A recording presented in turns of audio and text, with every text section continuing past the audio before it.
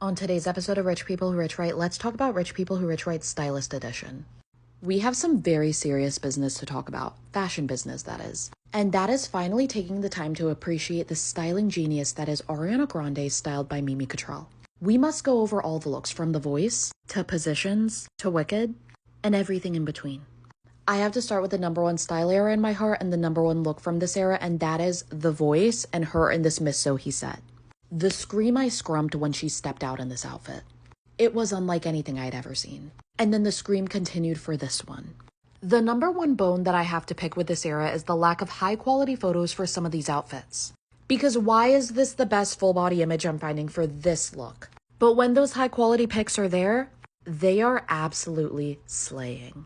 When I say I feel that Ariana Grande and Mimi Cottrell are an underrated style duo, what I mean by that is, oftentimes when we think of fashion, we think of the greats like Law Roach and Zendaya, Cardi B and Colin Carter, even Victoria Monet and Colin Carter. And as I was gathering pictures for this video, I realized that I feel like Ariana Grande and Mimi Cottrell are in that top 5 conversation.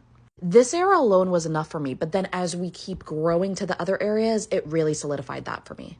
But this Voice era will always be number one in my heart. I'm still devastated that we didn't get more promo in this look. And beyond the clothes, it was everything. It was the hair, the makeup. This is one of my fave pics of her ever. What a massive serve. And I'll never be over it. Okay, time to move backwards to Positions. I will never forgive you guys for the hate that she got during this era. It's just now that people are finally hopping on the Positions train. And I've been boarded on this train because prior to Eternal Sunshine, this, in my opinion, was her best work. And that is coming from someone who's been here since 2013. I loved Positions. The looks alone were enough to sell me. But the music, it spoke to me. And don't even get me started on the Vivo performance looks. Before we move on to Wicked and Eternal Sunshine, I have to address this little in-between moment, which was her performance look for Mariah Carey. This wasn't talked about enough for me. The red with the blonde, perfection. Speaking of looks that weren't talked about enough, let's jump into the Eternal Sunshine era. Although we didn't get a ton of looks, the ones that we got were strong. Obsessed.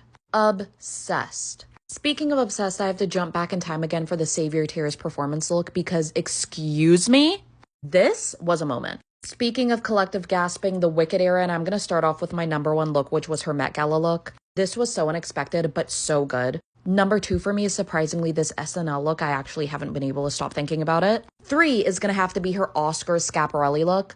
Both of them, let's combine them for one position.